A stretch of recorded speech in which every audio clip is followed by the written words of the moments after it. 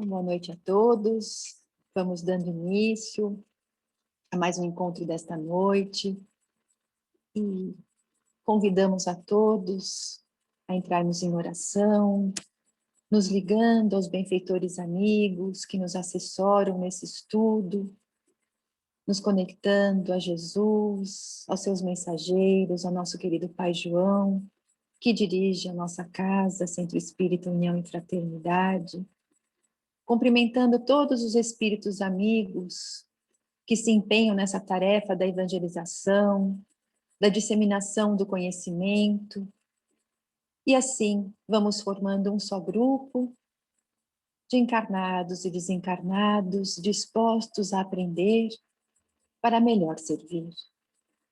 Jesus querido, que nessa noite nós possamos acerenar os nossos corações, que a nossa mente possa ser iluminada para que tenhamos condições de compreendermos o ensinamento de hoje.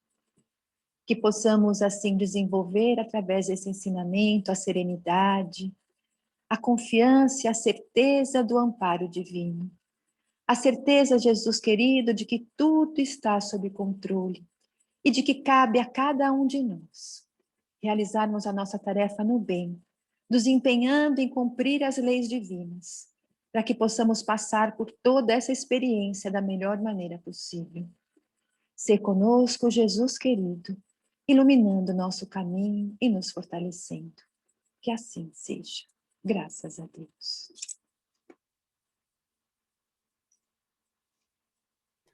Graças a Deus, boa noite a todos que estão entrando, que já estavam. Vai ficar um pouquinho mais dinâmico o Apocalipse do que Isaías, talvez porque a linguagem dele também é mais próxima da nossa, né? Então, isso acaba ajudando de alguma forma. Pronto.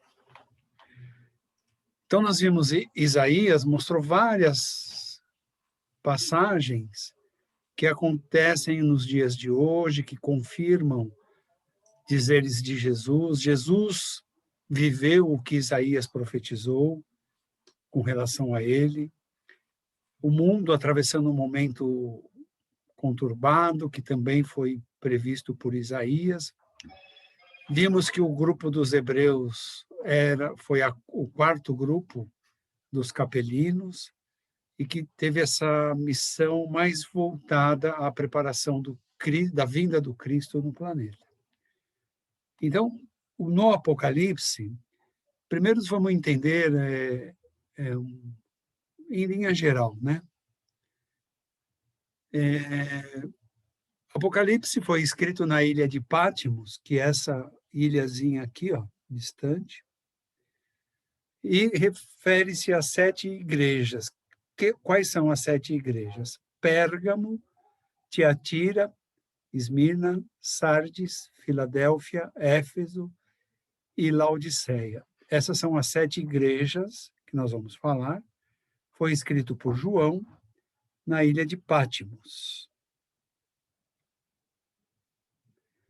Lembrando, Jesus na cruz diz a Maria, esse é teu filho, e diz a João, essa é tua mãe, para que tivesse uma convivência, uma companhia um do outro. E Jesus acrescenta, esse é o meu discípulo de mais amor.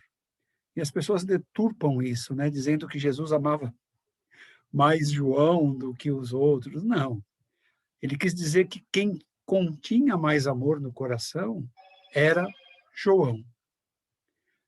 Tanto que João foi o único dos 12 que não teve morte trágica. A morte de João aconteceu de um processo natural. O que significa Apocalipse? É uma palavra que vem do grego e significa revelação. E eu não sei por que as pessoas ainda hoje têm medo de ouvir falar em Apocalipse. Não deve ter medo. É uma revelação. É uma profecia, antecipar coisas que poderiam vir a acontecer. Por que poderiam? Porque as coisas só acontecem se seguir naquele caminho que o profeta, que o médium, né? Porque os profetas são médiums, enxerga. Mas se a humanidade caminhar para o bem ou para o mal, a coisa pode ser ou mais grave ou mais leve, né? No nosso caso, ficou mais leve. A humanidade está atravessando um período mais leve, porque a pandemia não é problema, a pandemia é solução. Nós vamos ver. E João diz: foi autorizado pelo Senhor essa revelação. Então, isso também faz parte do planejamento do planeta Terra. Trazer a revelação, trazer o Apocalipse, é parte do ensinamento destinado a nós aqui, humanos, a toda a humanidade, para nos encontrarmos no caminho que nos leva até o Senhor, até o Criador, até Deus, o nosso Pai. João foi médium e foi escolhido por Jesus para essa missão. Cada um dos 12 teve uma participação muito importante. Até Judas Iscariotes teve a participação dele muito importante. Cada um dentro do seu mundo, dentro da sua experiência, da sua bagagem que já trazia, Jesus utilizou ao máximo. E João, coube a ele a revelação, o Apocalipse, além de cuidar de Maria até o desencarne de Maria. Que eu não gosto de lembrar do desencarne porque é muita emoção e aqui a aula hoje não dá para emocionar. Para entender o Apocalipse, para entender essa revelação, primeira questão que nós encontramos na doutrina espírita, colocada pelos espíritos, até para Kardec, é que o nosso conhecimento da verdade ainda é pequeno. Nós temos pequeno conhecimento das coisas verdadeiras, sobre Deus, sobre um monte de coisa. Então, o que acontece? De eras em eras, conforme a nossa mentalidade evolui, conforme a nossa capacidade intelectual avança, novas verdades vão surgindo para nós ao estudar o Apocalipse. Eu me surpreendi estudando o Apocalipse, claro que o plano espiritual me conduziu, né? Por isso deu para concluir isso. A história da humanidade, ela pode auxiliar o entendimento do Apocalipse através das guerras, das múltiplas guerras que tivemos, guerras menores, guerras maiores, através das mudanças geopolíticas, né? Um povo colonizando outro povo. Hoje nós vemos, na lei de causa e efeito, alguns povos europeus sofrendo invasões de povos que eles dominaram e exploraram em outras eras, né? Que são as mudanças geopolíticas. Nós vemos a Europa hoje uma grande quantidade de hindus, de asiáticos proliferando, porque os europeus não têm feito uma sucessão familiar que permita a continuidade. Então, o perfil vai mudar mesmo. Estamos podendo acompanhar isso nos dias de hoje, como já mudou tantas vezes ao longo da história. O sofrimento dos povos também ensinam, né? A peste negra, as duas grandes guerras mundiais, ataques cibernéticos, a tecnologia da informação, tudo isso vai criando a história da humanidade e vai nos ajudando a entender o Apocalipse. Acostumamos com a imagem de Jesus do jeito que foi pintada pelos impressionistas na Itália, muito embora haja uma descrição do senador Públio Lentulus, numa carta que ele envia ao governo em Roma, ao César em Roma, relatando. Mas João tem uma descrição de como talvez seja em espírito a imagem que Jesus se apresente. Ele diz: E o Filho do Homem tem cabelos brancos como a lã é branca. E ele disse a João, eu sou o primeiro e também o último.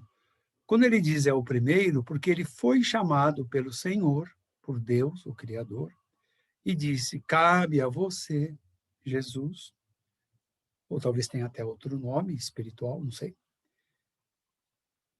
começar no planeta Terra as experiências de mais filhos meus. E você também será o último, porque você vai ensinar tudo e todos irão até você sempre. E nessas falas de João, nós vamos encontrar muito ele falar do número 7. Nas primeiras aulas, eu disse a questão do número 7 e do número 12. Né? Há muita ligação da tradição judaica relacionada ao número 7 e ao número 12. Alguns slides para frente eu volto nesse assunto. Então, essa tradução trata esses números, o número 7 principalmente, como sagrado. E muitos povos antigos também têm no 7 um número mágico, um número sagrado, um número com significado, com explicações. Mais para frente eu volto nisso. Não, já é agora. Nós temos aqui um triângulo, um quadrado, uma circunferência. Quantos graus tem uma circunferência? 360. Eu sei que vocês lembraram, mas eu só estou reforçando. 360. Quantos graus tem um quadrado com 4 ângulos retos, cada um tem 90 graus? 360. Ora, a circunferência e o quadrado têm o mesmo tamanho em graus, 360. E um triângulo, 90. 4 triângulos formam os 360 desses. Eu estou dando explicações que eu pesquisei. A Cabala Judaica é muito mais profunda. Mas não é o caso para nós estamos estudando outra coisa. Aqui, o quadrado é a base da pirâmide. O triângulo são as laterais. Há uma profunda lição nisso. Por quê? Se aqui é o todo, o círculo, aqui o triângulo, 3 ângulos, o quadrado, 4 ângulos. 3 mais 4, 7. 3 vezes 4, 12. E foi por essa geometria que Pitágoras, um dos grandes filósofos na história mundial e grego, desenvolveu toda a geometria através dos ângulos. E o que é 3 mais 4? 7 dias da semana. E o Senhor deu 7 dias de provas e expiações. O Senhor havia dado 7 dias de primitivo, e etc, etc, etc. Então, 7 são dias da semana, 12 são meses do ano, são as tribos de Israel, são os apóstolos de Jesus. Tudo vai se relacionar muito entre o triângulo vezes o quadrado ou o triângulo mais o quadrado. Há um valor astrológico, que eu não estudo, há um valor mágico que também não me interessa. Não interessa para nós espíritas. Né? Considerado da perfeição, o 7, não sei porquê, mas é considerado da perfeição. Da sabedoria, da plenitude e da totalidade. Em várias filosofias, várias crenças antigas e até atuais têm essa ligação com o número 7. Eu só estou citando para nós. Mostra que o 7 é parte da construção. Pitágoras, pela geometria, disse: Deus criou o mundo através de uma fórmula matemática. Só não sei qual. E tudo é matemático na construção do universo. As religiões se perdem nos caminhos do ritualismo, do mercantilismo e do fanatismo. Ou seja, não analisam as coisas em si, mas analisam as coisas conforme os interesses, né? Então, criam rituais que Herculano Pires nos ensina, na evolução do ser, de rituais começam lá atrás, em mundos primitivos, horizonte primitivo, horizonte agrícola. O ser humano não tem ainda uma consciência desenvolvida, então ele atribui tudo a rituais. Ele dá uma chuva muito forte, ele faz oferendas, ele cria um ritual para não ter mais aquela chuva muito forte e causar estragos. Cai um raio, ele faz um outro ritual para o Deus, aquele Deus chamado raio, né? Para que não machuque, não prejudique mais ninguém, e desenvolve por aí. Mercantilismo nós vemos muito no Templo de Jerusalém, quando Jesus corrige a atitude daquelas pessoas, né? No templo. Comercializavam aves e etc. Animais. E o fanatismo. O que é o fanatismo? É a crença cega. Você acredita e ponto, não pensa, não raciocina. Então, as religiões se perdem exatamente por essas três colunas, de ritual, mercantilista e de fanáticos. Isso influencia no entendimento do Apocalipse, nós vamos ver. Por que acontece isso? Orgulho. Muito orgulho do ser humano, que vai transformando em coisas materiais o sentido espiritual. Então, transforma Jesus num mito. Jesus não é um mito, Jesus é um espírito de elevada hierarquia, um Cristo, mas não é a terça parte, porque diz que Deus Filho, depois tem o Deus Espírito Santo e depois tem o Deus Pai. As três partes dão Deus. É difícil essa explicação, porque a ciência diz que dois corpos não ocupam o mesmo lugar no espaço. E a crença fanática diz que três corpos formam Deus. Então, fica um orgulho desnecessário. Por que não aceitar Deus acima de tudo e de todos, como é revelado no Livro dos Espíritos? Por que tem que criar explicação para tornar Deus um homem? Por quê? Tem que dizer que somos imagem e semelhança. Somos imagem e semelhança em espírito, criado por ele com todos os atributos. Então, isso também causa confusão no entendimento e o pior, né? Saem falando para cima e para baixo coisas que não são a verdade. Além de Isaías, nós encontramos profecias em Ezequiel e Daniel que têm relações com essas visões de João, com o Apocalipse, com a revelação que João nos trouxe. Velho e Novo Testamento ensinam a verdade. E esse é o ponto. Essa foi a minha conclusão de todo esse trabalho. Os grandes espíritos que habitaram na Terra, desde Abraão, que é o registro que tem na Bíblia, né, mas antes dele também, trouxeram verdades, trouxeram ensinamentos que vai se completando na sequência com o outro, né? E hoje o único trabalho que nós temos que fazer é ligar essas lições, esses ensinamentos, e concluirmos que tudo está sob controle. Não está nada errado. A pandemia faz parte de tudo isso. Vamos avançar. Apocalipse traz uma advertência a todos os povos da Terra. Então, ele não pertence a uma igreja, ele não pertence a um grupo filosófico, ele não pertence a uma religião específica, mas sim a toda a humanidade. A serventia dele é para toda a humanidade. O livro A Caminho da Luz nos ajuda muito, muito na compreensão do Apocalipse. Busquei lá algumas informações e elas vão aparecer aqui para frente.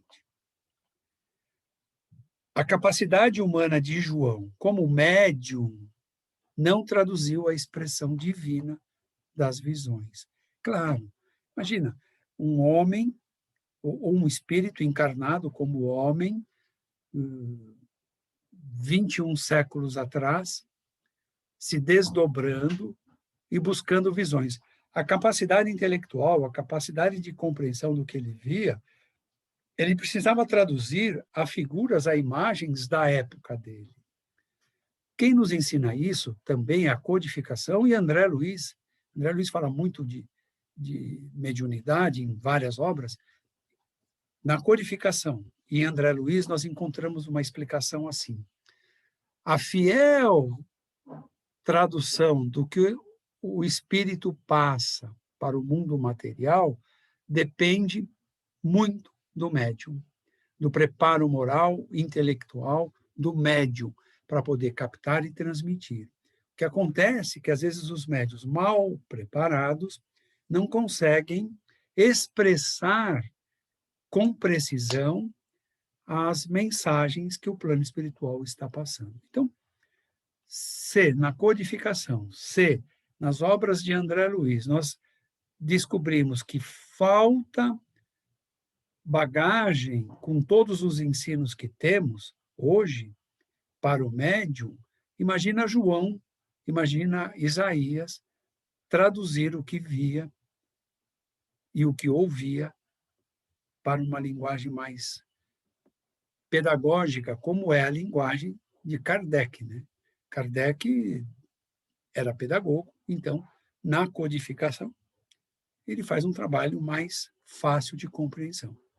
Isso quer dizer o quê? Que precisamos prestar muita atenção no que João, no que Isaías escreveram e considerar a época que escreveram, o tamanho de conhecimento daquela época e, principalmente, o papel desses médiuns, né? Sem a informação que nós temos hoje. Para compreender também o conteúdo, precisamos de progresso moral e bom senso. Hoje, a humanidade tem um progresso moral maior do que há 100 anos atrás, do que há 300, há 500, há 1000, há 2000. Então, hoje é mais possível, né? Fácil não é? É mais possível compreender essas mensagens, tanto dos profetas quanto de João, mesmo as parábolas de Jesus, os ensinos de Jesus, e bom senso. Não adianta imaginar que do fundo do oceano vai sair uma besta. A linguagem aí está, a mensagem está oculta. Foi a forma que João encontrou para escrever. E nós vamos ver Divaldo e Edgar Armond nos ajudando a entender o que é essa besta do mar, essa besta da terra. E vai ficar mais fácil o entendimento. Vamos encontrar figuras, símbolos, alegorias, porque tudo isso era utilizado naqueles povos antigos, seja os hindus, os persas, os egípcios, os árabes, os caldeus. Mas quando paramos para interpretar os símbolos, as figuras e essas alegorias, nós vamos ver que só tem uma verdade por trás delas. É a mesma verdade de Isaías, é a mesma verdade dos evangelhos, é a mesma verdade no Apocalipse, é a mesma verdade na codificação. Esse é o ponto. Não há mais nada ao que ser revelado para nós. Há só que compreender. E esse é o objetivo desse trabalho, compreender para termos serenidade, que faz parte do processo. Assim como fez para os cristãos da primeira hora serem devorados nas arenas pelos leões, crucificados, a nossa hora é agora, e não sei que provas cada um de nós terá que passar para provar a sua fidelidade ao cristianismo. Os judeus conheciam sobre o Apocalipse, tanto que os pergaminhos de Qumran, lá no Mar Morto, contêm informações referentes ao Apocalipse. Quem escreveu? Há muita discussão sobre isso. Eu acho que eu ponho de lado quem é o autor. Foram os essênios, foram judeus, foi um dos 12. Não é relevante. A relevância é o conteúdo que tem ali estar alinhado, principalmente com o Apocalipse. As profecias de Daniel, de Ezequiel e Zacarias no Antigo Testamento também trazem muito simbolismo. E é o mesmo simbolismo que João usa, muito parecido, muito semelhante, muito próximo. Então, por que isso? Porque são espíritos no mesmo nível de evolução moral, ou talvez até a reencarnação de um desses três em João, e que repassam a informação que mostram através de quadros, que mostram através de outras visões, e que também falam, que eles ouvem, né? Mas não é que ouvem pelo ouvido, né? Nós sabemos que o médium ouve pela capacidade mediúnica que ele tem. João desdobrou-se, médium, e viu no mundo espiritual quadros mostrados por Jesus. É mais ou menos aceito que foi Jesus, nos estudos que eu andei vendo por aí que as pessoas fazem. Coisas já aconteceram, outras estão acontecendo. Sobre o momento atual, Kardec perguntou ao Espírito Verdade: quando acontecerá essa transição? E ele disse: já tem quase 100 anos que começou. Então, eu atribuo, por volta de 1800, para não ficar fazendo conta tão detalhada, que o processo de fim de provas e expiações e começo de regeneração tenha se iniciado. Isso sendo verdade, já temos 200 anos desse processo. Espíritos mais pesados já foram excluídos do planeta. Há ainda espíritos rebeldes, espíritos difíceis, que estão tendo oportunidade e alguns aproveitando, outros não.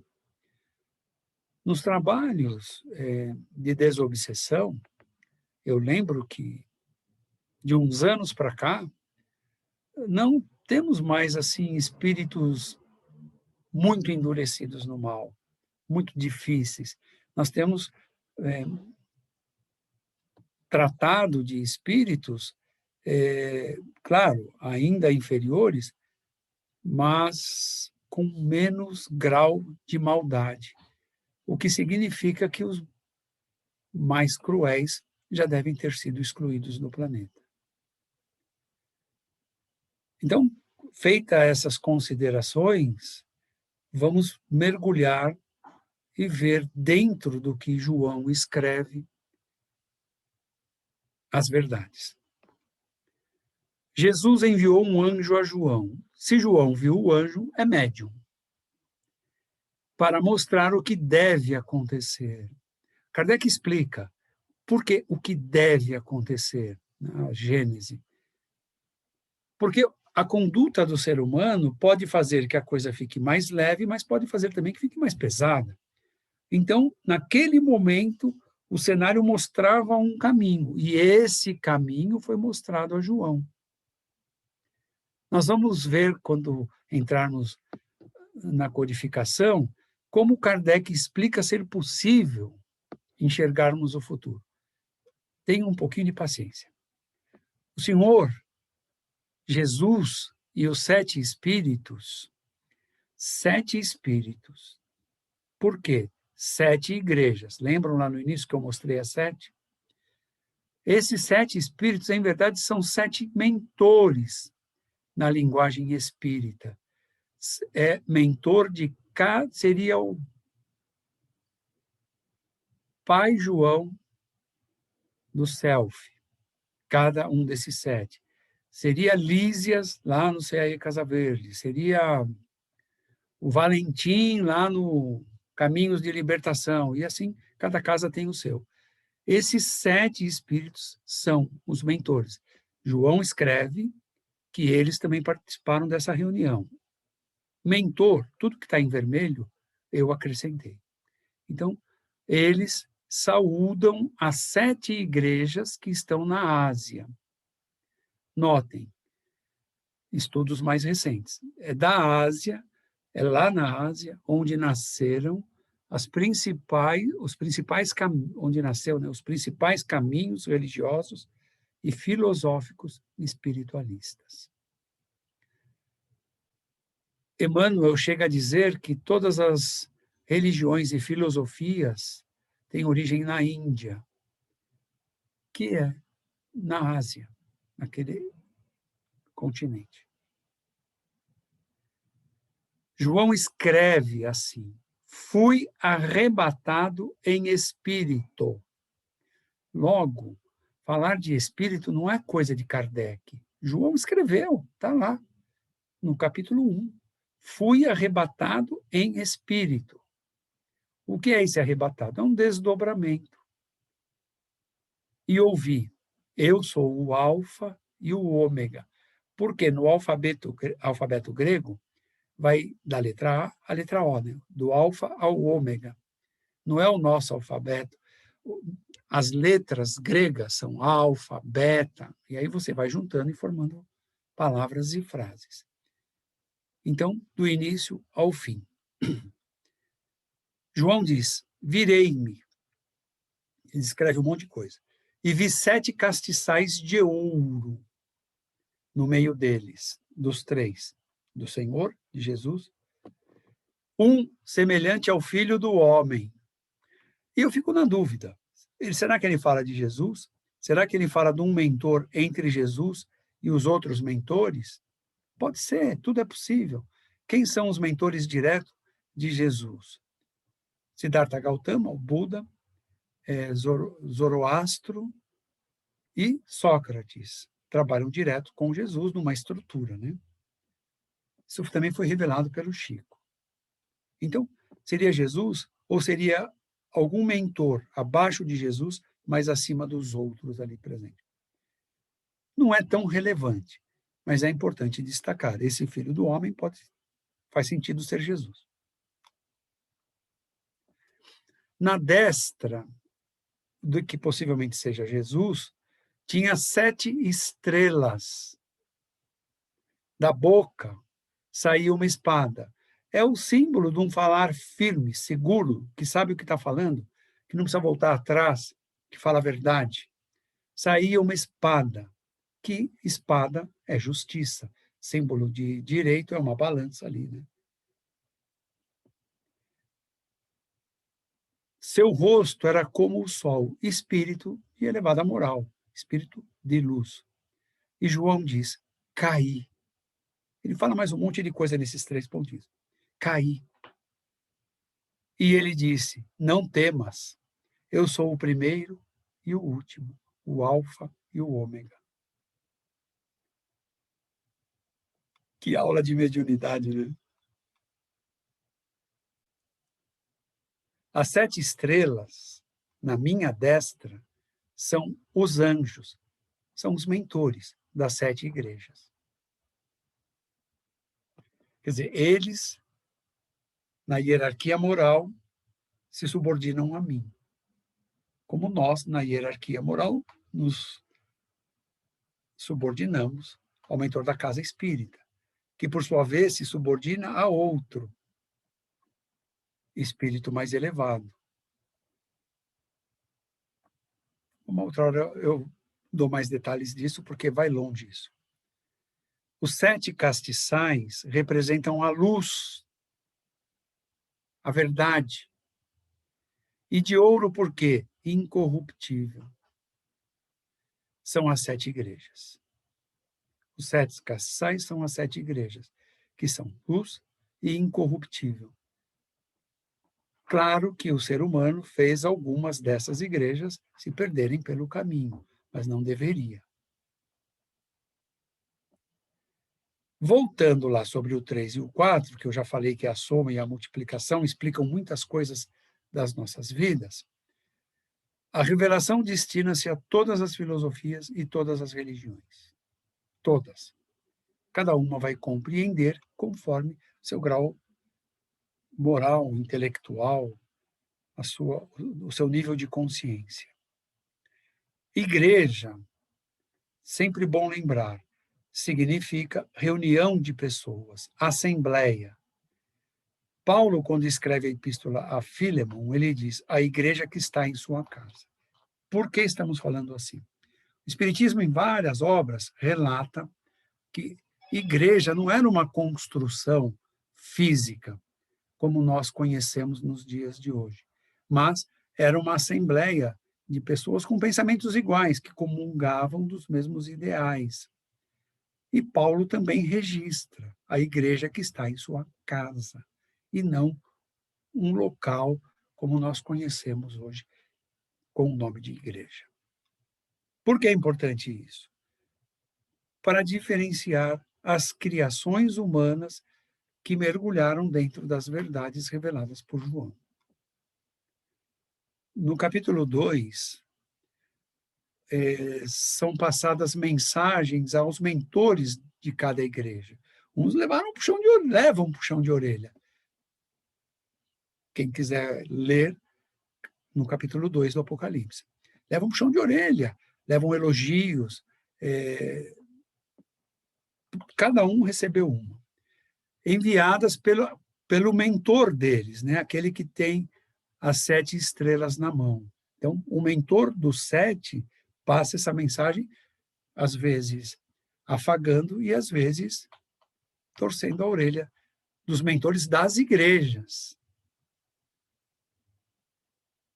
E que anda no meio, esse mentor dos mentores, é o que anda entre os 7 castiçais de ouro que João havia colocado. É de superioridade moral, sim. Ou é Jesus, ou alguém muito próximo a Jesus. Aborda progressos e deficiências de cada anjo, de cada mentor, de cada igreja. Ele escreve, né? Que diz o Senhor, o que vencer comerá da árvore da vida, ou seja, não reencarna mais. Então, esse tem a ressurreição num corpo de luz, como escreve Paulo. Quem não vencer vai reencarnar. Então, ressurreição e reencarnação é essa a diferença. Voltar aqui em provas e expiações é reencarnar. Ressurgir num corpo de luz é ressurreição. Ressurge o espírito. Essa árvore da vida está no meio do paraíso de Deus. Mundos ditosos, né? Mundos superiores, mundos elevados, planos espirituais superiores. Não temam os padecimentos, as provas e as expiações que nós já passamos, que estamos passando e ainda passaremos, porque deve ter aí cerca de 50 anos, um pouco menos, de provas e expiações, ainda um restinho. Então, não vamos padecer. A hora agora é de respirar fundo, chamar o mentor, chamar Jesus, chamar... Só não chama Bezerra de Menezes que ele está reencarnando, e outros aí. Viu? Chama o Pai João, chama o Lísias, chama os que estão presentes aí para nos ajudar. Mas não padeçam, não sofram. Faz parte do que temos que passar. Dei tempo para se arrependerem da imoralidade sexual e não se arrependeram. Há 2000 anos atrás foi escrito isso. E hoje, se arrependeram da imoralidade sexual? Que mostra a vida moderna. Colocarei todos numa cama. Essa cama são vales, né? Vale do sexo, vale das drogas, vales e vales. E sobre todos virá grande tribulação, obsessores, expiações, se não mudarem. Não dá mais tempo, gente. É mais 50 anos, se tanto, para ainda ter espírito de provas e expiações nesse planeta. Então, precisamos acordar as criaturas. Não é fácil deixar um vício, principalmente desse. Mas é preciso força, é preciso querer, é preciso lutar contra as inclinações construídas ao longo das múltiplas vidas. Não é fácil. Ferirei de morte os seus filhos. Filhos aqui são os seguidores desses que estão desviados e que não abrem mão de sair desses círculos trevosos. E todas as igrejas saberão que eu sou aquele que sonda mentes e corações. Tem uma música gospel muito legal, né? Senhor, eu sei que tu me sondas. Tem lá umas crenças assim, dogmáticas, mas, de fato, nossas mentes e nossos corações revelam quem somos nós. O que pensamos, o que sentimos. Podemos estar escravizados por nós mesmos em vícios e em defeitos. Darei a cada um segundo as suas obras. A codificação traz a lei, né? Lei do merecimento, lei do esforço, lei de causa e efeito. São as leis de Deus. Você atinge, então a sua obra é boa. Quem não se envolveu com a doutrina de Satanás, não porei outra carga. Calma, não fique criando símbolos. Satanás não existe.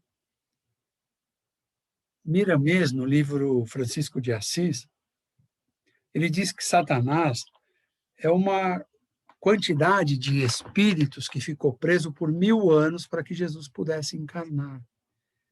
Mas que por volta do ano 1000, 1100 foram liberados das profundezas. Por isso que João, o evangelista, reencarna como Francisco de Assis, para ser um pouco de luz. Então, não é que se envolveu com Satanás, que não existe, mas existem espíritos trevosos. Então, quem se envolve com espíritos trevosos acumula carga por si mesmo, acumula malefícios, pratica o mal, vive no mal. Então, esse não consegue receber coisa boa, ele vai receber dor e sofrimento. O que vencer, o que não passar por esse caminho trevoso e fizer a minha vontade, é aquele que compreendeu as leis.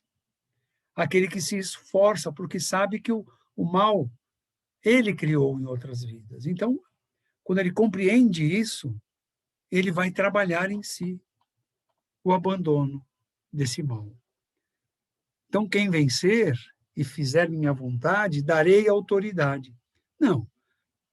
Cada um vai atingir o seu progresso moral pelo esforço, pelo merecimento. Sobre as nações, e lhe darei a mesma autoridade que recebi de meu Pai. Então, foi Jesus falando. Não é que ele dará a mesma autoridade que recebeu do Pai. É que o Espírito, nós, podemos atingir o grau puro, como Isaías atingiu.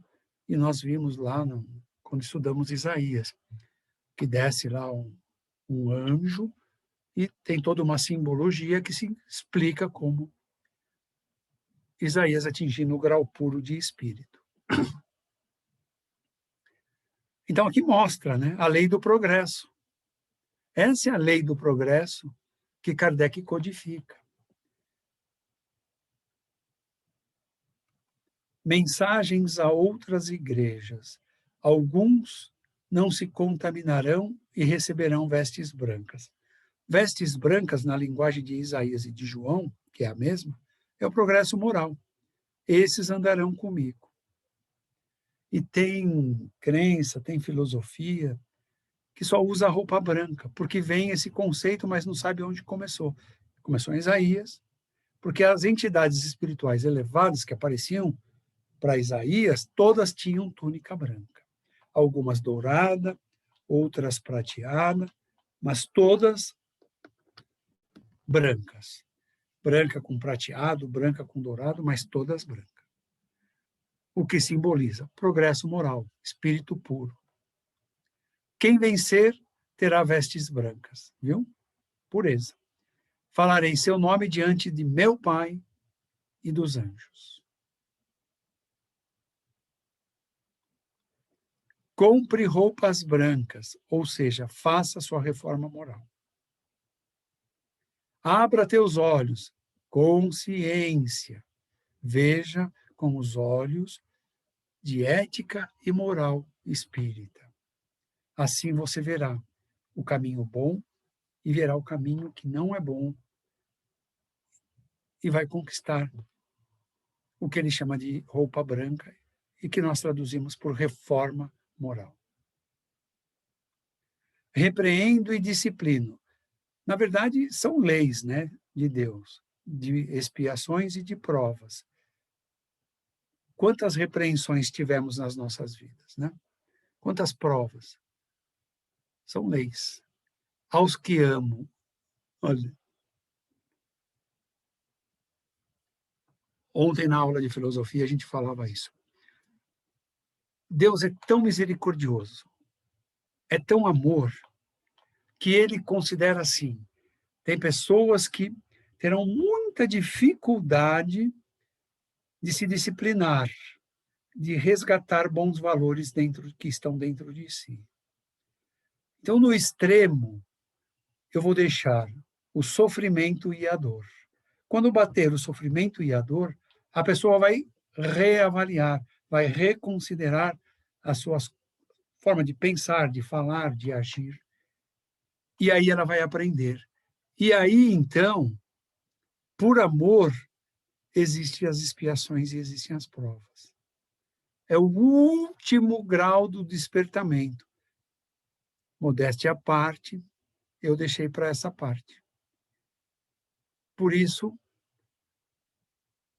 Kardec coloca no Evangelho segundo o Espiritismo os trabalhadores da última hora e pega a parábola de Jesus e vem tanta riqueza de informação. É isso. Deixamos para o último momento. Logo, o sofrimento e a dor serão maiores, como esclarece Leão Diniz.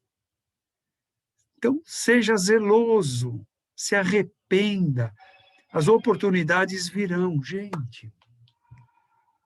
Dói ver, principalmente quando ainda é um espírita, um iniciado nos ensinos mais superiores que o planeta tem hoje, que é a codificação espírita. Por orgulho, é intolerante. Por orgulho, briga. Por orgulho, ofende. Por orgulho, abandona os afazeres morais.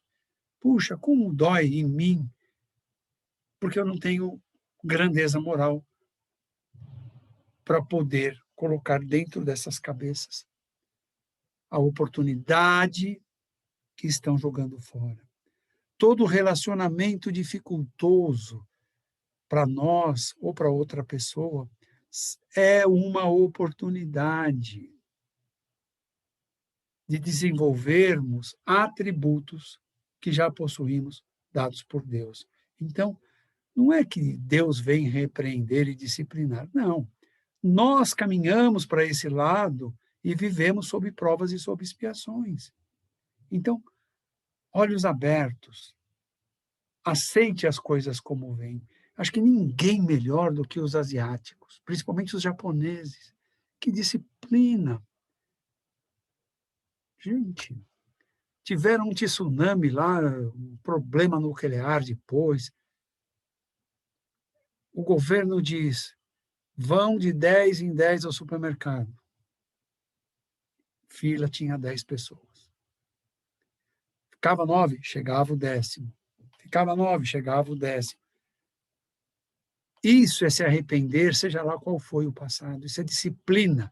Isso é aproveitar a oportunidade. E não ficar reclamando. Ontem eu ouvi o trecho de uma palestra do Alexandre Garcia. Ele dizia assim, o Brasil tem 210 milhões de habitantes, o Japão tem 120 milhões de habitantes. Imagina pegar os 210 daqui e botar no Japão. Imagina pegar os 120 do Japão e botar aqui. O que aconteceria no Brasil 20 anos depois com esses 120 milhões de japoneses aqui? Foi unânime na plateia. O Brasil seria a maior potência do mundo. Aí ele falou, o que aconteceria no Japão com os 210 milhões lá? Todo mundo entendeu. Nós estamos aqui para fazer no Brasil o melhor que pudermos, aproveitando as oportunidades. E não reclamando deste ou daquele, concordando com esse ou com aquele, seja o status que tenha no mundo, nas nossas vidas, empresários, políticos, não importa. Todos estamos no mesmo barco chamado provas e expiações, querendo pôr o pé em regeneração. Então, aproveite a oportunidade. Se aquela criatura te parece que faz mal, vibre por ela, vibre amor, vibre paz.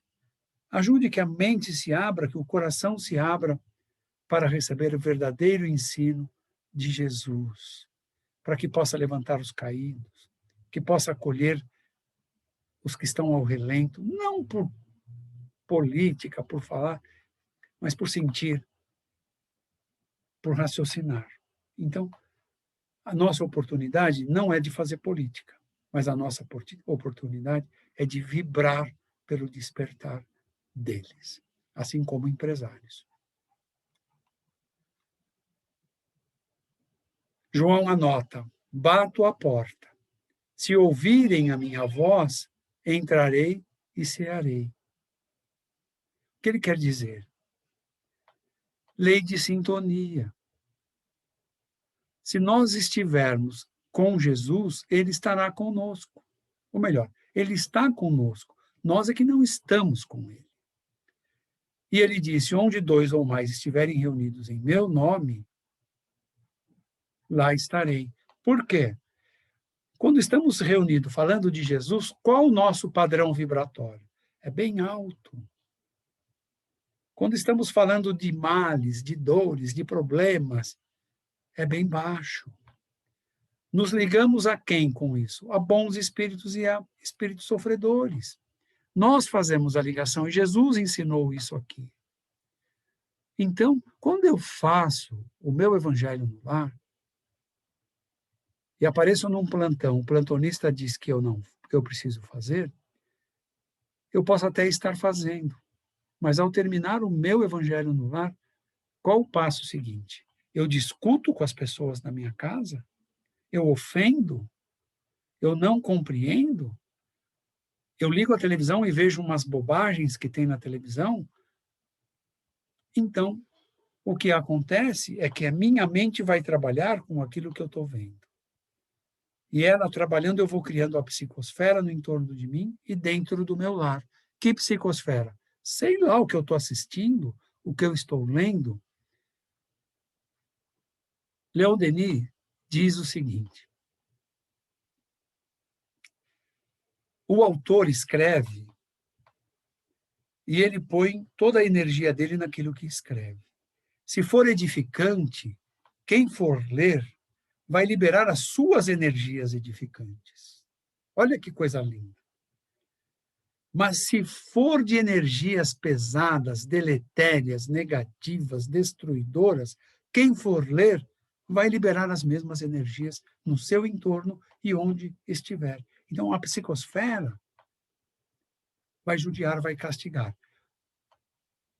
Está em fase final, um dia nós vamos falar de psicosfera, porque os tempos de hoje precisa ser falado desse assunto. Nós vamos falar disso outra época. Esse é um dos livros mais de maior aula que eu li sobre renúncia. Alcione, o espírito que encarna como Alcione, é um espírito muito avançado, muito evoluído. Renunciou a sua vida inteira a tudo e viveu entre dor e sofrimento. Então, é um livro, para quem se acha coitadinho, leia esse livro.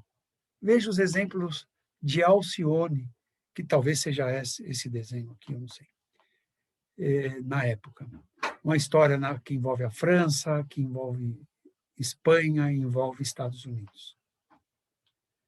Ao que vencer pela renúncia, permitirei que se assente comigo. Regeneração. Assim como eu venci e me assentei com o meu Pai. E ele venceu. Ah, Jesus venceu a morte. Gente, não foi só a morte, foi provocação, foi humilhação, foi ficar ao relento, foi ter paciência para explicar pessoas que não compreendiam. O Sermão do Monte, quando ele profere, dito por espíritos, quase que lacrimejando, porque as pessoas não compreendiam o que ele estava falando. E o que dói, ainda hoje, não compreendem. Então, é renúncia o nome do jogo.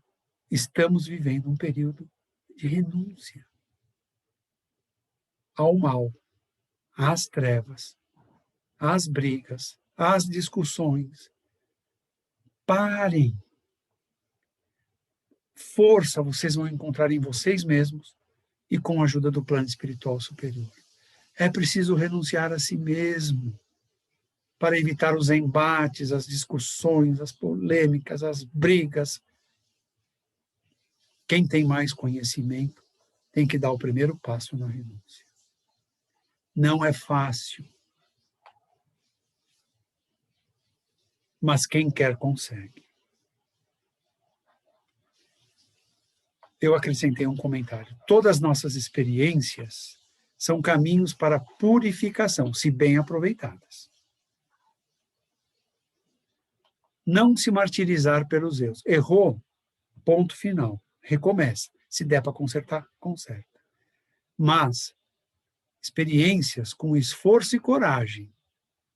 Esse é o caminho do progresso. Esforço e coragem. Como é difícil. Como as tentações, como as vivências anteriores, nossas inclinações construídas por essas vivências nos impulsionam a continuar no erro. Então, gente, esforço e coragem. Todos os dias, busque apoio no plano espiritual. Quem já leu, sabe o que eu estou falando. Quem não leu, leia. Leia. Que vida de renúncia. E como ela buscava força? Orando. Ela orava em verdade, ela orava de coração e recebia do plano espiritual tudo o que ela precisava para enfrentar. Mas ela tinha que ter o esforço, ela tinha que ter a coragem e ela tinha que pedir pela oração a força quando sentia-se fraquejar. A porta no céu estava aberta. Olha a descrição. A primeira voz disse: sobe aqui, João, né? Vou te mostrar as coisas que devem acontecer. Devem. Quando entrarmos em Kardec, nós vamos entender porque devem acontecer. Então João diz: fui arrebatado em espírito. De novo. Em outra tradução da Bíblia eu encontrei: e fui tomado pelo Espírito. Porque eu não sei porquê. Tem Bíblia para uma linha doutrinária e tem Bíblia para outra linha doutrinária. E cada uma delas aborda do seu jeito, né? Então, uma diz que foi arrebatado, a outra diz que foi tomado pelo Espírito dessa voz. Vi um trono e um assentado. Ele tinha luz, aparência de uma pedra de jaspe e sardônica. Olha onde nós vamos parar com essa pedra jaspe e pedra sardônica. Essas pedras cobriam a roupa do sumo sacerdote. Logo, já era um conhecimento dos hebreus. Está no Êxodo, por Moisés, capítulo 28, os versos entre 17 e 20. Ele diz: jaspe referia-se a Rúben, que significa eis um filho. A segunda pedra, a Benjamim, que significa filho da minha mão direita. Representa o Cristo, o primeiro e o último. Olha como uma verdade foi revelada para Moisés.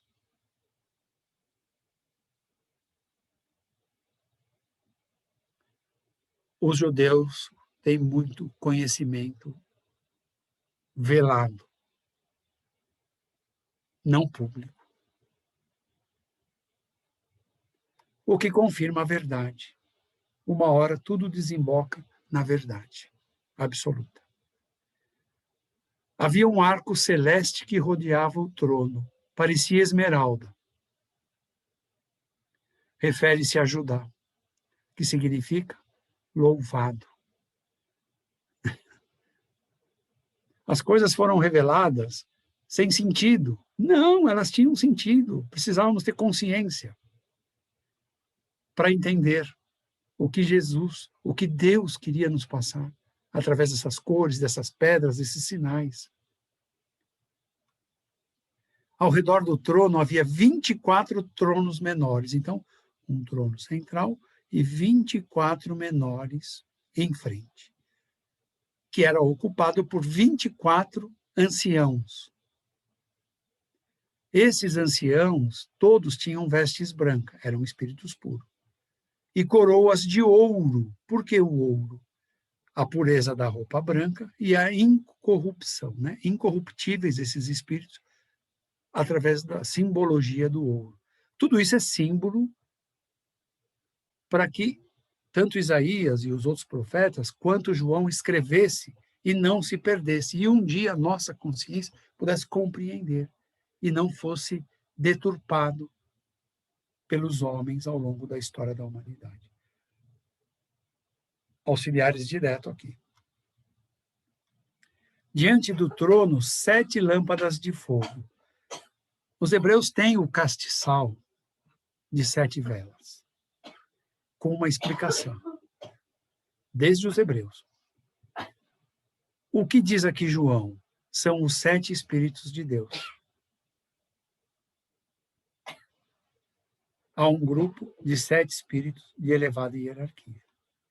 Em frente ao trono, parecia um mar, diz João. É incompreensível para ele, né? Foi, né? Semelhante ao cristal. O que simboliza tudo isso? Pureza do lugar, paz, harmonia, serenidade. Um ambiente com todos esses componentes. Por quê? Altíssima hierarquia moral. Lá, ele chamou de céu. João descreve animais no entorno do trono. E os animais diziam: Santo, Santo, Santo é o Senhor, o Todo-Poderoso, que era, que é e que há de vir. Essa simbologia dos animais falando, difícil para mim compreender, mas faz sentido. Em plano superior, os animais também evoluem. Há livros espíritas sobre isso. E que no reino de Deus se convive, né? Os espíritos e os animais em paz, em harmonia. Nesse momento, os 24 anciões se prostraram diante do trono maior, tiraram as suas coroas, depositaram e deram glórias a esse espírito maior. Imagino seja Jesus. O assentado sobre o trono, que eu imagino ser Jesus, estava com um livro. Isso aqui assusta muita gente. Esse livro estava escrito por dentro e por fora, selado com 7, de novo, 7 selos. Isso, a cabeça das pessoas dá milhões de voltas, mas vamos com simplicidade. Um anjo bradou em voz forte, em tom forte. Quem é digno de abrir o livro e de desatar os selos? Ninguém no céu, na terra ou abaixo da terra pode abri-lo, nem olhá-lo. Alguém disse. Gente, compreendam o que está sendo dito. Jesus, eu imagino, com um livro escrito por dentro e por fora. E um grande lá, um espírito de elevada hierarquia, diz: quem é digno de abrir os selos e o livro? Ninguém se pronuncia. Ninguém. Isso assusta, mas tem explicação. Porque João diz: eu chorava muito, porque não havia um digno de abrir, de ler ou olhar para aqueles livros. Isso é muito profundo. A verdade não é para todo mundo. Só um poderia abrir aquele livro. E um ancião foi até João e disse: não chores. Eis aqui o leão da tribo de Judá, a raiz de Davi, que venceu para abrir e desatar os selos. Jesus. Só a grandeza moral de Jesus que pode, que tem condições, que tem merecimento, que tem conhecimento, que tem moral, pode abrir. Então, os selos e o livro. E o livro. Leão da tribo de Judá. Leão pela força, pela imponência, por se impor, né? Simbologia. Jesus não era um animal selvagem. Tampouco não era um cordeiro, mas era doce, sutil, simples como um cordeiro, frágil como um cordeiro. Olhei e vi um cordeiro. Esse cordeiro tinha 7 pontas e 7 olhos, que são os 7 espíritos enviados a toda a terra. Vejam, Jesus, o cordeiro, com 7 pontas e 7 olhos. São os seus auxiliares, são os mentores das igrejas, são os espíritos de hierarquia. Ele, Jesus, tomou o livro, os 4 animais e os 24 anciãos prostaram-se diante do Cordeiro, diante de Jesus. Cordeiro porque ele não reagiu a ninguém. Oraram e cantaram. É bonita essa parte, assim, dá uma emoção.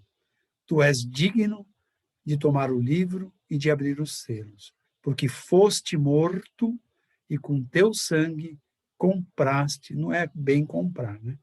Ensinaste para Deus todos, toda a terra, todos os povos, todas as nações, levaste para Deus, pelos seus exemplos e pelos seus ensinamentos. Para o nosso Deus, nos fizestes reis e sacerdotes. Os mentores dando um sinônimo, né, para João escrever. E reinaremos sobre a terra, de regeneração. Ouvi anjos, animais e os anciãos. Eram milhões de milhões, e diziam: o cordeiro que foi morto é digno de receber o poder, riquezas, sabedoria, força, honra, glória e ações de graças. Milhões de milhões. Palavras que João conseguia assemelhar ao que via. Deve ser muito difícil você se desdobrar a esse plano extremamente elevado e traduzir em letras, em palavras, o que você vê. Acho que dá para fazer os 6, depois eu paro. O cordeiro começou a abrir os selos. E um ancião convidou João para ver. Olha a hierarquia de João, o evangelista, que depois reencarnou como Francisco de Assis. No primeiro livro, primeiro selo aberto, saltou aos olhos de João um cavalo branco. Foi-lhe dada uma coroa.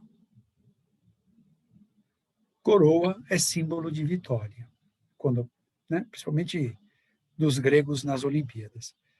E saiu vitorioso para vencer. O que simboliza esse cavalo branco? A paz na terra. Quer dizer, a paz vencerá. Quando?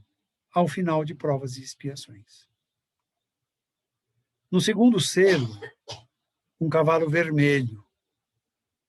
Foi dado que tirasse a paz na terra que uns matassem aos outros. É o livre-arbítrio escolhendo os caminhos que a humanidade escolheu. Guerras, lutas, conflitos, exploração, escravidão, todos esses males que vemos foram criados pelos homens.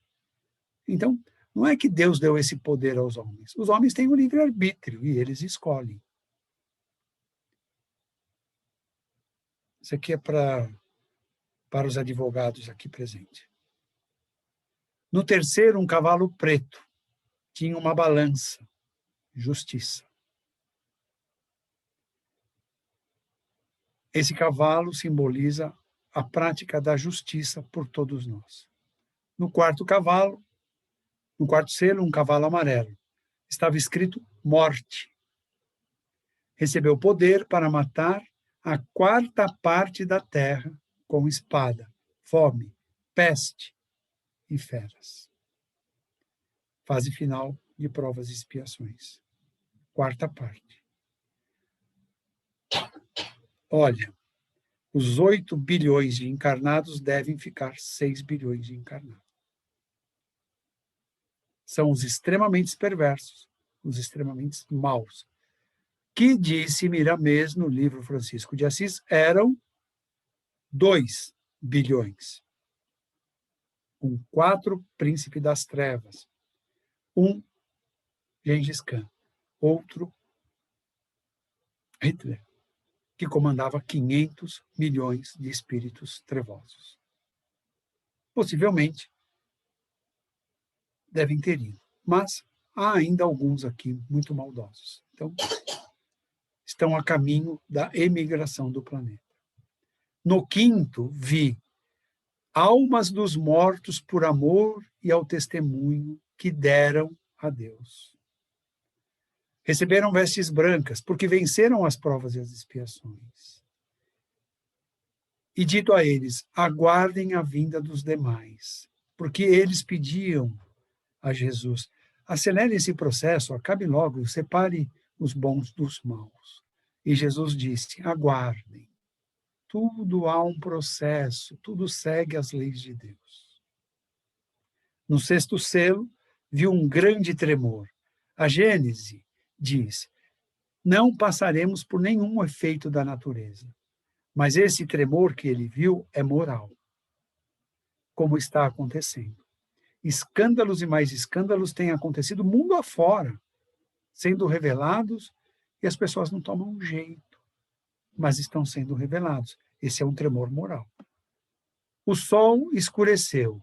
No slide seguinte eu vou falar um pouco de ciência sobre o Sol. E a Lua ficou como sangue. Também falarei sobre a Lua como sangue.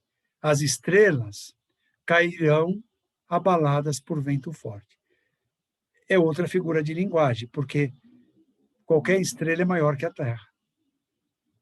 Todos os planetas do Sistema Solar representam 1/4 do Sol. Se o Sol cair no planeta Terra, e ele é uma estrela, não existe essa possibilidade. Então, a ciência diz que há outra linguagem aqui sobre as estrelas que vão cair. Vamos lá. Eclipse. Se mostra um eclipse, você não vê o Sol. A Lua Vermelha. Há poucos meses atrás, tivemos esse episódio da Lua Vermelha, que é um impacto que a ciência, a astrofísica, explica. Efeitos dos raios do Sol, combinado com outras questões aí que eu não parei de ver. Estrelas que caem do céu podem ser estrelas cadentes, que nós chamamos de estrelas cadentes, mas podem ser meteoritos e etc., que acontecem no espaço. E também a Lua Vermelha, o que acontece? Ela está num processo dela circulando em torno da Terra. Então, há momentos que vemos, há momentos que não vemos. Há momentos que o Sol bate e causa reação. Há momentos que o Sol não bate e fica aquele prateado, né? Aquele reflexo que para nós parece uma prata. Então, a ciência dá algumas explicações, mas o fato principal, o céu escurecerá, são aqueles degredados da Terra que mergulharão em zonas umbralinas, adormecerão, ou, se acordados, não verão a luz, nenhuma luz, porque é ambiente de trevas, é ambiente por lei de afinidade, e serão removidos do planeta dessa forma. O céu retirou-se como um livro que se enrola. Montes e ilhas foram removidos de seus lugares. É a mudança do eixo magnético. Então, se nós vemos o Cruzeiro do Sul hoje, pode ser que na mudança do eixo magnético vejamos outra situação. 22 graus e meio de inclinação, que já não é mais 22,5, que ele está mudando gradativamente. E causando, essa semana eu li que um bloco desprendeu da Antártica de tamanho equivalente à cidade de São Paulo. É a mudança do eixo. Os reis, os ricos, os poderosos e os servos que não se despertaram para a luz, todos se esconderam. O que é isso? A separação do joio e do trigo. E não há lugar para se esconder. Medo, chegou o grande dia, o dia da ira de Deus. Não é ira, são os dias presentes que estamos vivendo, cumprindo a lei e os profetas. A linguagem é espiritual, a transformação do planeta será moral, a Terra abrigará espíritos melhores. Ponto. Esse é o tremor. Uma vibração de medo, de desespero, de saída de uns, e a chegada mais sublime, mais leve, de vibrações mais sutis de outros. Essa é uma foto da NASA. Segundo a NASA, o campo magnético da Terra muda 10 vezes mais rápido do que se pensava, chegando a 1 grau por ano. O que quer dizer isso? Os 22,5 já não são 22,5 faz tempo. Está na revista Galileu. O núcleo da Terra é formado por ferro e níquel em constante ebulição. Devido à rotação da Terra, ficam em constante movimento e criam camadas de correntes elétricas. Essas correntes é que formam esse campo magnético que orienta sistemas de navegação e os animais aquáticos que voam se baseiam pelo norte da Terra, né, do eixo magnético, para se locomoverem. Como está mudando, eles estão mudando rotas. Vou parar aqui. Alguém tem alguma pergunta?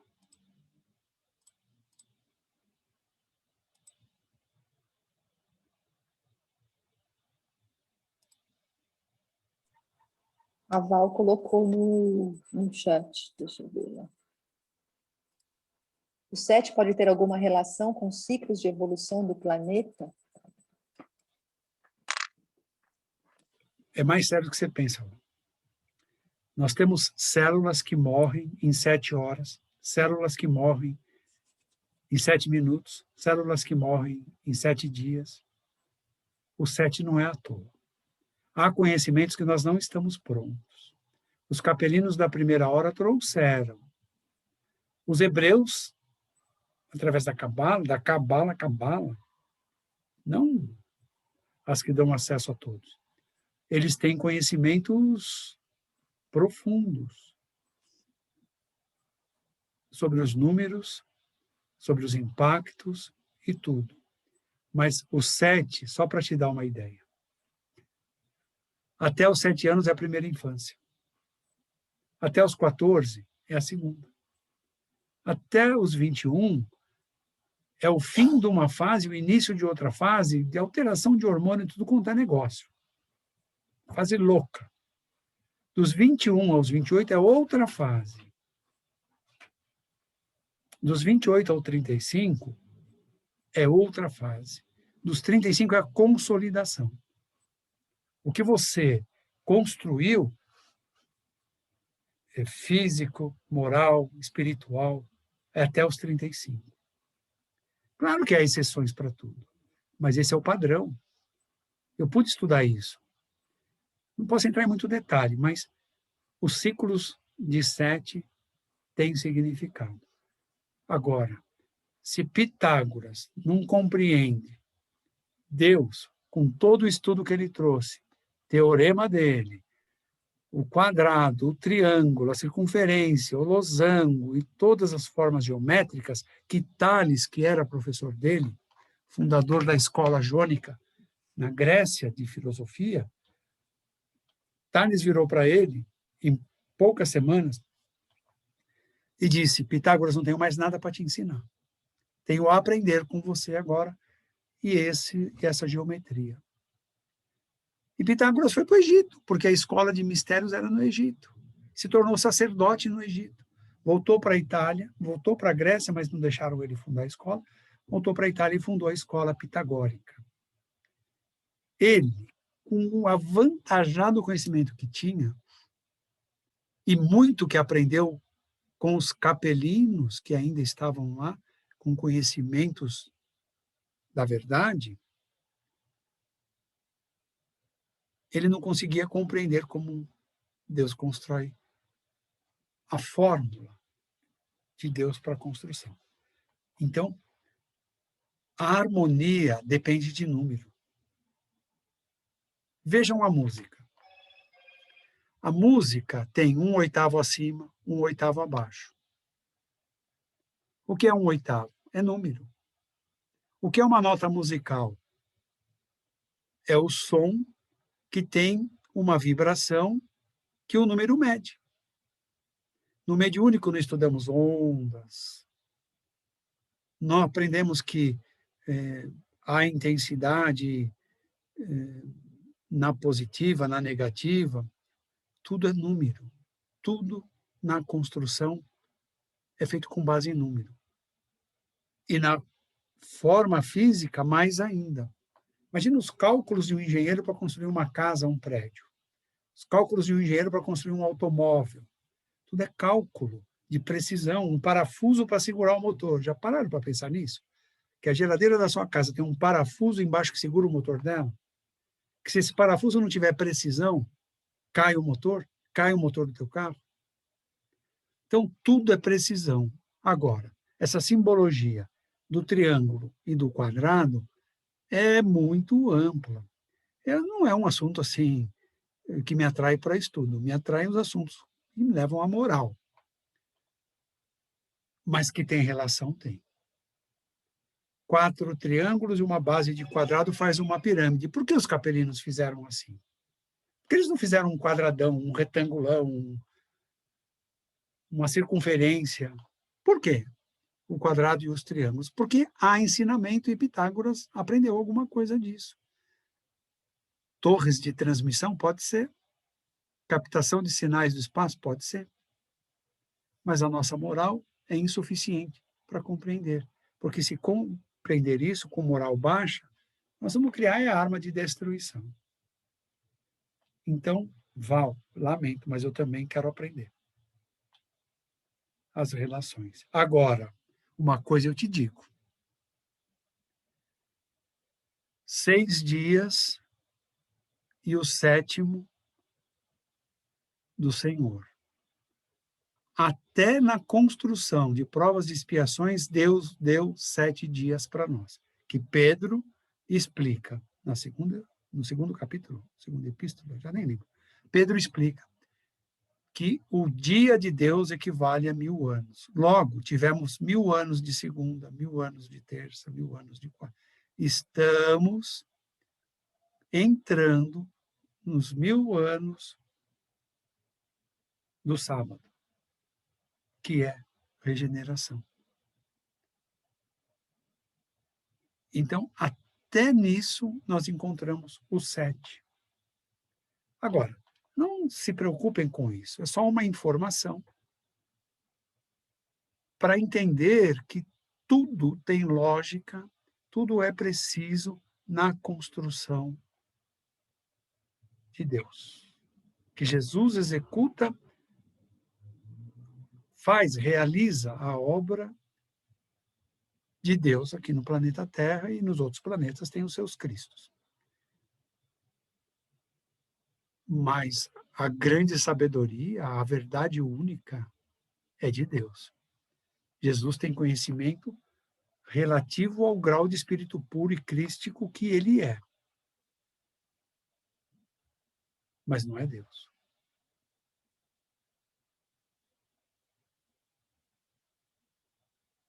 Quanto mais a gente estuda, quanto mais a gente compreende, quanto mais nos aproximamos da verdade, mais a nossa consciência compreende e nos obriga a tomar um caminho correto, ético e moral. Esse é o verdadeiro caminho. E a verdade é uma só em todos os tempos. Nós só estamos ligando era com era. Alguma pergunta a mais?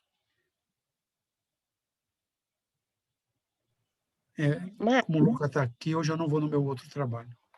Mário, posso te fazer uma pergunta? Claro.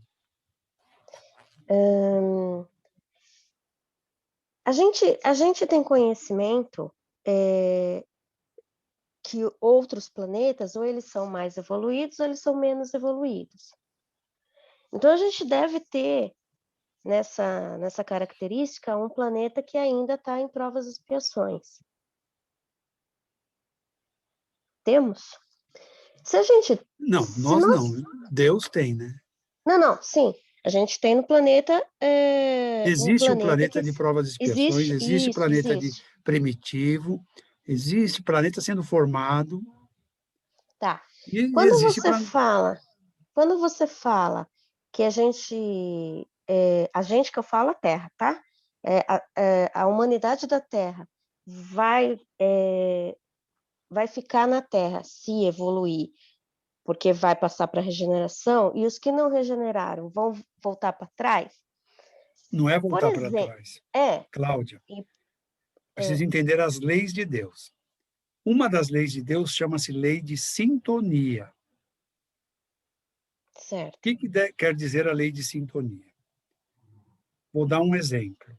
No livro Nosso Lar, o espírito de uma mulher se apresenta nas portas de nosso lar e quer entrar.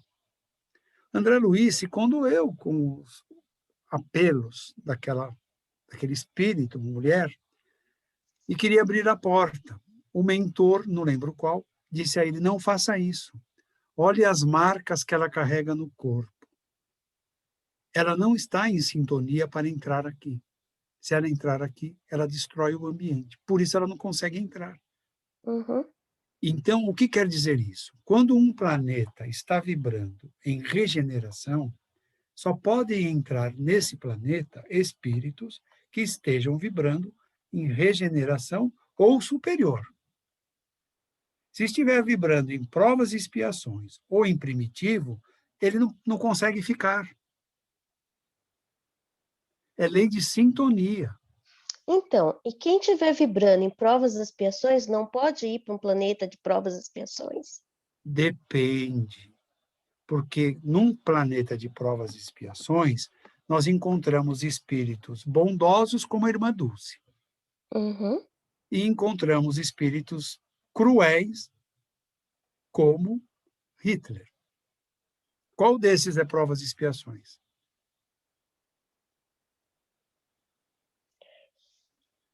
E por que Deus permite termos espíritos tão extremos assim num Tão planeta? extremos, no mesmo planeta. Para aprendermos com a irmã Dulce e para aprendermos com Hitler. Como é cruel o que ele fez. Mas não quer dizer que Hitler adentra no mundo de regeneração. E então, também quer dizer que irmã Dulce vibra, talvez até em mundo superior à regeneração. Eu, por exemplo, não me considero nem a irmã Dulce e nem o Hitler. Pode até ser que eu fui o Hitler, mas hoje eu acredito que não seja. Presta atenção.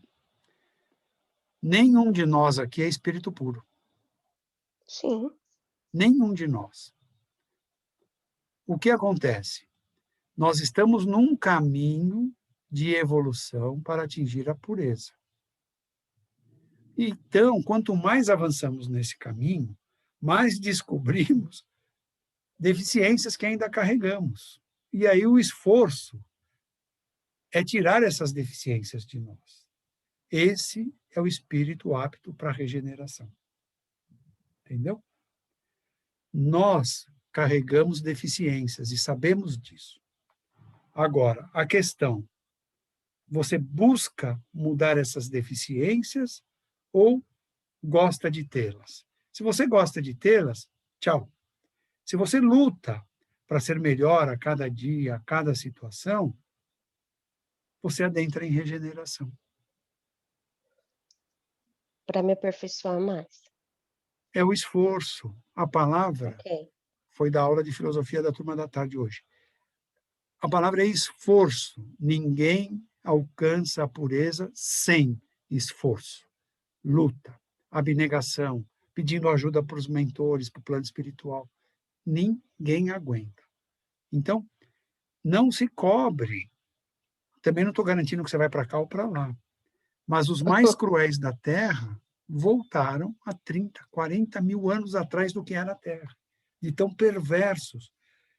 Deus, na misericórdia, entende assim, o extremo perverso precisa apagar tudo que ele construiu no seu espírito.